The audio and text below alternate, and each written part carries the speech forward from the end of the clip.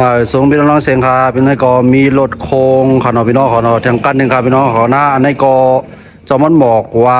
ปลีกมันกินไผ่เหลียวเขาว่านะพี่น้องขอนะปลีกยาก็ตึกเปลี่ยนมาก้อยเขาอ่ะยาก็มืออันเก่ามันนั่นกินไผ่เหลียวเขานะยาก็เฮ็ดให้พอเขาเหยียบปลีกยามันอ่ำติดคณะพี่น้องคณะมันอ่ำอยู่ครับมันตึกไหลลื่นๆจังนั้นคณะ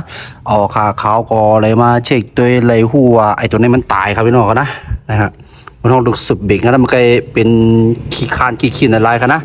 มันได้อยู่กันไหนครับพี่น้องนะพอเหยียบเนี่ยมันได้ขึ้นลงกันเนี่ยครับพี่น้องนะมันได้ให้เราปลีเขาเอามันติดให้มันเบรกติดนั่นครับเนาะพี่น้องเนาะเอานะครับอันนี้มันเป็นสนิมมดด้วยน้ำครับลูกอร่อย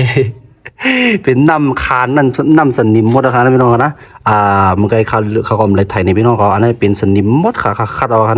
นะครับเลยเอากบปลาเด็กกระไซให้ช่วยก็คัดค่ะนะหังใส่เหมือนเนี่ยไปใส่เตี้ยนะแต่ก็ที่คัดแทงหังใส่ตรงก้อยใส่ค่ะนะอันนี้ก็เป็นปัญหา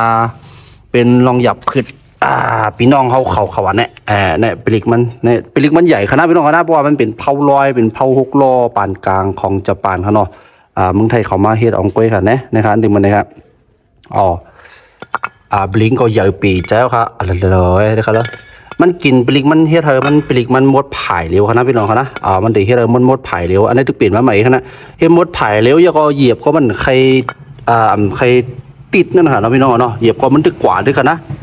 นะครับมันเป็นสันนิมครับย้อนมามันตีเตี้ยมันตีอะไรขึ้นลงอะไรก็กับมันนำคืนมันตายไปนั่นขนาดนี้เวลามันตายเสียมันก็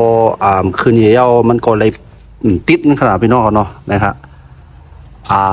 แล้วก็พอเราเนื้อเนี่ยมันจะเป็นสนิมหมดแล้วครับมันไกลครับนะเนี่ยเนื้อคู่ครับนะอันมาคัดให้ก็ใสลงกว่าครับพี่น้องครับนะ